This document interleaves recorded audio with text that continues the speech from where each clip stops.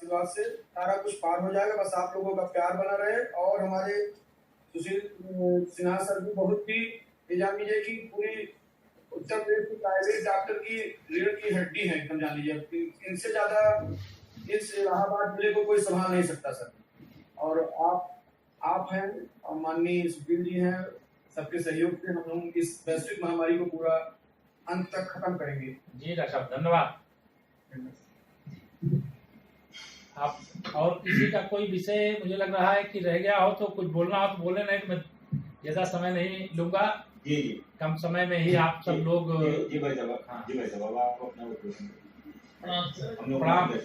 मैं सबसे पहले तो ईश्वर से ही प्रार्थना करूंगा कि प्रयागराज प्रदेश और देश इस संक्रमण के संकट से सबसे पहले मुक्त हो। यद्यपि विश्व स्वास्थ्य संगठन हो, चाहे हमारे विश्व के सबसे लोकप्रिय नेता और देश के प्रधानमंत्री माननीय मोदी जी हों, सबने ये कहा है कि ये संक्रमण का जो संकट है, इस संकट से लड़ाई तो लड़ते हुए इसके हिसाब से अब जीने की आदत डालनी पड़ेगी। इसके हिसाब से जीने की आदत में सबसे बड़ा रोल जिनका होगा वह आप ही सब लोग हैं। आप सबके साथ जब मैं बैठता हूं तो मुझे लगता है मैं कोई घर के बाहर नहीं बैठा हूं, घर के साथ में साथियों सदस्यों के साथ बैठा हूं, परिवार के सदस्यों के साथ बैठा हूं। और यह जरूर आश्वस्त करना चाहता हूं, जब भी जैसी भी जो भी पूरे चिकित्सा जगत से जुड़े हुए हमारे सभी जो यहाँ बहुत वरिष्ठ चिकित्सक भी हैं, बहुत हमारे सब साथी लोग भी हैं, सबके साथ कई बार मिलना जुलना होता रहा है, बैठे हैं। यह एक बड़ा उत्तरदायित्व है। यह संकट के समय जो अभी आपकी समस्या है, मुझे लग रहा है कि कुछ घंटे के बाद इस समस्या का तो समाधान हो जाएगा, लेकिन जो अलग अलग क्षेत्र के बारे में मुझे बताया गया, मैं उसको भी बहुत गंभीरता से नोट किया हूँ। इसकी चर्चा करके इसके संबंध में निर्णय लेंगे। प्रयागराज एक तरह से तीर्थराज प्रयाग ही नहीं है, बल्कि मेडिकल का एक बड़ा हब है। यहाँ केवल उत्तर प्रदेश के नहीं बल्कि मध्य प्रदेश के भी लोग, बिहार की सीमा से भी लोग और आसपास के कई जनपदों से लोग आते हैं। बड़ी संख्या ऐसी है जो लखनऊ दिल्ली जाने की जगह प्रयाग के चिकित्सकों के प्रति इतना विश्वास है और यह विश्वास निरंतर बढ़े, यह आप सबसे मैं आग्रह भी करूंगा। और आप सब इस दिशा में अच्छा कार्य करें। एक बीच का कालखंड जरूर ऐसा रहता था जब चिकित्सक अपना पूरा प्रयास करते थे, कोई मरीज अगर उनके यहाँ आता था उसको बचाने के लिए, लेकिन निजी नर्सिंग होमों पर आए दिन तोड़ फोड़ मारपीट कोई ना कोई घटना दुर्घटना भी होती रहती थी। लेकिन अब इसके लिए सरकार ने, केंद्र सरकार ने भी, प्रदेश सरकार ने भी एक सुरक्षा कवच का निर्माण किया है कि आपकी सुरक्षा सरकार की प्राथमिकता। वर्षों पुराना अंग्रेजों के समय का कानून समाप्त करके अब चिकित्सा सेवा में जुड़े हुए लोगों का किस प्रकार से वंदन और अभिनंदन। आप सबको याद होगा कि माननीय प्रधानमंत्री जी ने जब जनता कर्फ्यू के दिन देशवासियों से अपील किया था कि 5 मिनट के लिए 5 बजे इस देश के जो चिकित्सा के क्षेत्र में अपना योगदान करने वाले हमारे योद्धा हैं, उनके सम्मान में सब लोग अपने घर के बाहर घंटा घड़ियाल बजाएं, शंख बजाएं, ताली बजाएं, कुछ ना कुछ करने की अपील की थी। वह भी किया गया।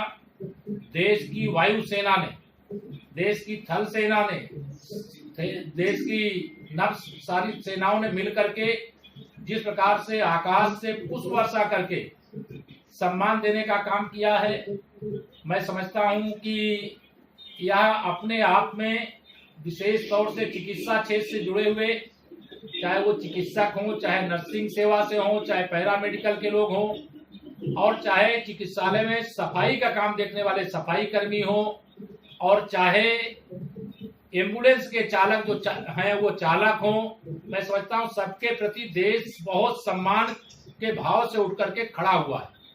और आप सबका उत्तरदायित्व तो था ही, और उत्तरदायित्व इसके कारण से देश जब आपके सम्मान में भगवान मान करके खड़ा था, तो हमको भी इस हिसाब से खड़े होना है कि जैसे भगवान ने आपको चिकित्सक बना करके एक जो शक्ति दी है, उस शक्ति का पूरा सदुपयोग करके लोगों को स्वस्थ करने का जो उत्तरदायित्व है उसका निर्वहन करने में आप सफल हैं और अच्छा से अच्छी सफलता प्राप्त करें।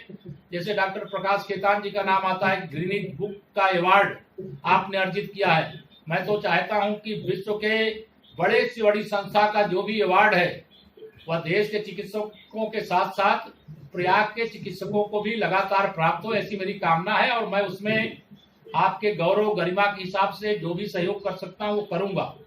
लेकिन ये कोरोना संक्रमण के संकट के समय थोड़ी आप सबको असुविधा हुई है, जनता को भी असुविधा हुई है। इन सबको ध्यान में रखते हुए भविष्य में इस प्रकार की असुविधा ना हो और जो लाइफ स्टाइल है वह कैसे लोगों की अब कोरोना संक्रमण से लड़ते हुए जीने की बने, इसका उपाय जो गाइडलाइन आएगी वो आएगी, लेकिन उसका संदेश आप सबके माध्यम से ही लोगों तक जाना है। आप में से कई लोगों ने, जैसे डॉक्टर ओझा जी ने कहा कि जो निजी क्षेत्र के चिकित्सक हैं या इस सेवा से जुड़े हुए लोग हैं उनका भी इंश्योरेंस होना चाहिए। डॉक्टर बीबी अग्रवाल जी ने कहा कि जो टैक्स हैं उनमें रिलीफ होनी चाहिए। डॉक्टर हमारे डेंटल के जो सचिन जी ना, डॉक्टर सचिन जी और हमारे वाजपेयी जी, उन्होंने जो बताया कि डेंटल निश्चित तौर से कई प्रकार के ऐसे आप सबके इंस्ट्रूमेंट होते हैं जिसका इस्तेमाल एक से अधिक मरीज के अंदर होता है। आप सब लोगों ने बड़े महत्वपूर्ण सुझाव दिए हैं। डॉक्टर आर के वर्मा जी जो हमारे विधानसभा के सदस्य भी हैं और आपके चिकित्सक के नाते आप सबके परिवार का हिस्सा हैं, तो उन्होंने भी महत्वपूर्ण सुझाव दिया है। और कई लोग यहाँ ऐसे भी बैठे हैं जो अपना विचार नहीं रखे हैं। मैं आप सबको यह जरूर फिर से कहता हूँ कि जो भी आपके अच्छे अच्छे सुझाव हैं संक्षेप में उसके बारे में आप लिख करके तैयार कर लें। मैं समझता हूँ यहाँ दिलीप जी बैठे हो कि नहीं बैठे हो? अच्छा है तो उसको नोट करेंगे, अन्यथा आप ही डॉक्टर सुशील कुमार जी, डॉक्टर बीबी अग्रवाल जी, डॉक्टर ओझा जी, जिनके माध्यम से जो सरकार के अंदर बैठ करके जो महत्वपूर्ण चर्चा, हर चीज ऐसी नहीं डालना है कि जो जरूरी चीजें आपको लगती हैं उसको चर्चा करके आप दीजिए।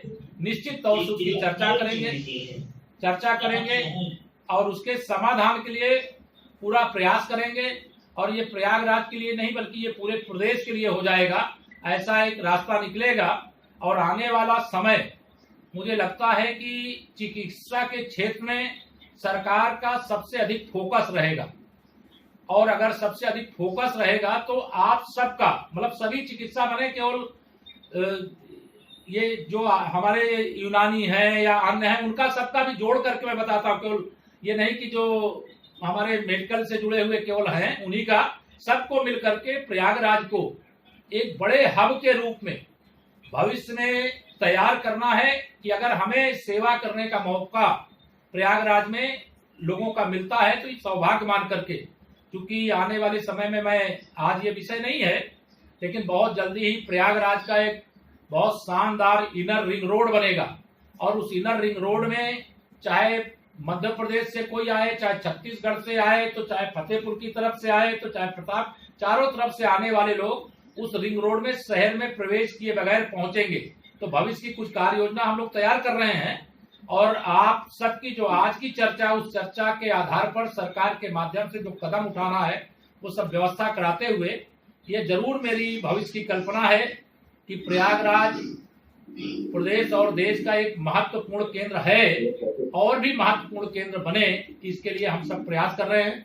आप सबके साथ चर्चा करके मुझे भी अच्छा लगा। मैं कल प्रयाग महानगर भारतीय जनता पार्टी के पदाधिकारियों के साथ चर्चा किया था,